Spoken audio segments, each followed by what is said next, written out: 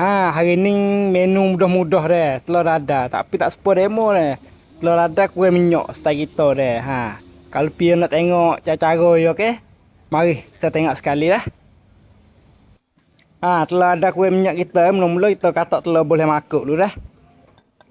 Telur ni kita nak pakai dalam 3 teh deh. Molek ya 3 teh paling rendah deh. Lepas tu tengok sayur yo gapo kita bakar dah.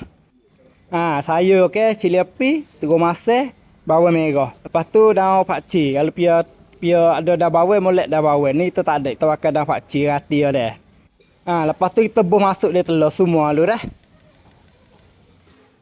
Lepas tu kita buh cicak berkotak ataupun cicak hijau dia agak-agak dah.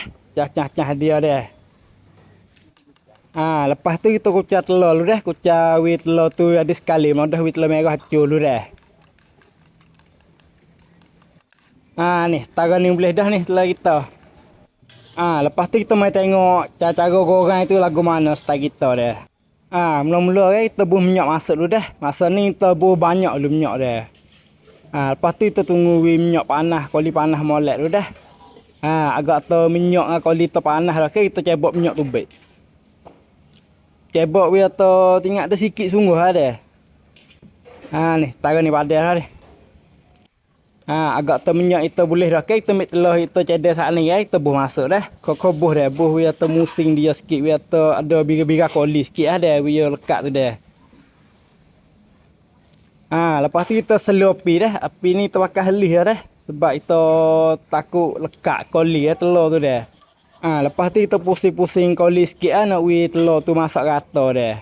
Agak tak kering sangat kan kita buh minyak masuk sikit. Sebab kita takut telur tu lekat koli payah pula nak balik dah. Lalu ada tudung moleknya tudung ni tudung tak ada. Kita buat style back ni ada nampak dah. Agak atau telur kita masak dah kan kita balik dah. Aduh cari. Tak apalah. Ni kita buat kita tengok dulu cara je dah.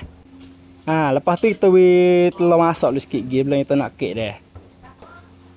Agak atau telur kita masak dah kita balik cur kali ni. Lepas tu kita boleh buh pingin dah. Kita dah telur ada kuih minyak style kita tak payah ni. Pia nak buat boleh terawak dah. Ni sudah dah. Kalau pia atau menu ni jadi tak jadi cuba komen ajak kita tak dah. Lepas tu jangan lupa tekan like, tekan share tak dah. Wassalam.